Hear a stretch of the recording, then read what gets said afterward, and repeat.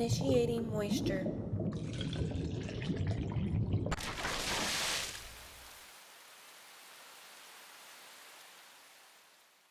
You've just tuned into the Moist Meter. I'm here to ask and answer two simple questions.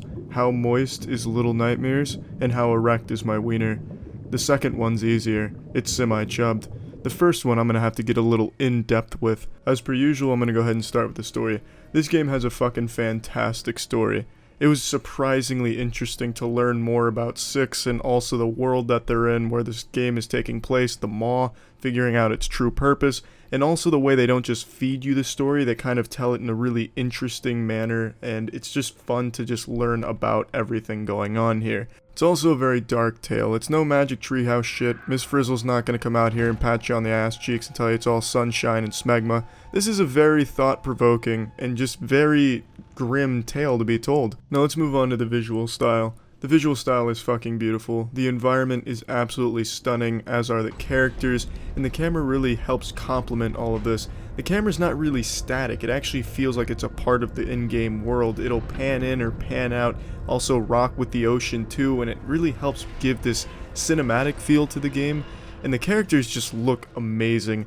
There's a butcher who looks like fucking Jabba the Hutt if he wanted to pursue a career in mediocre culinary arts. He's like a fungal abomination of a distorted human being. Everything in this game just looks so eerie and unnatural. In a good sense, it really gives out this very strange and creepy feeling for the whole game, which is just great. Now the core gameplay here is some very light puzzle solving mechanics, as well as also doing some platforming. And since the game is in 2.5D, the platforming can just be absolutely infuriating. A lot of times the environment will just betray you. You'll think you're safely on a ledge, but then you'll just make one wrong move and fall off, and then the painfully long loading times make it just an incredibly frustrating experience. That's the biggest complaint I have here. I can't count the number of times I would fall off of a ledge or off of the map just because I transitioned from one room to the other, and then I wasn't on the middle of the platform anymore, and I couldn't adjust because I couldn't tell that I was no longer in the middle, so I just run right off the fucking edge. I was like a bull chasing the red towel just right to my demise. And that was just incredibly frustrating. And it also happened with jumps. You can never really quite tell how close you are to the edge or how close to something, so you'd oftentimes miss the jump. And then the load times are just brutal.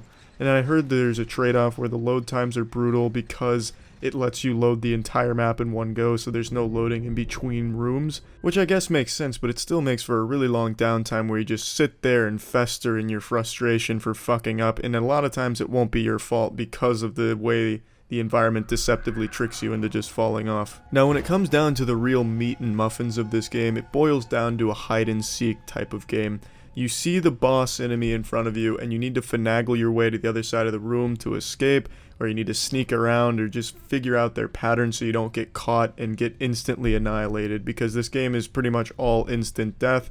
You don't really have a lot of different tries. You can't just pee your pants when you're caught and they'll just drop you or anything like that, or you lubricate your way out of their hands through urine. If you're caught, that's game over, and then you have your fucking 40-second load time to wait through, and you can just sit about what you've done. But it's really nice. I really like this. It makes for some very creepy situations. It'll make for some very tense situations because you're trying to avoid them or figuring out how to get away.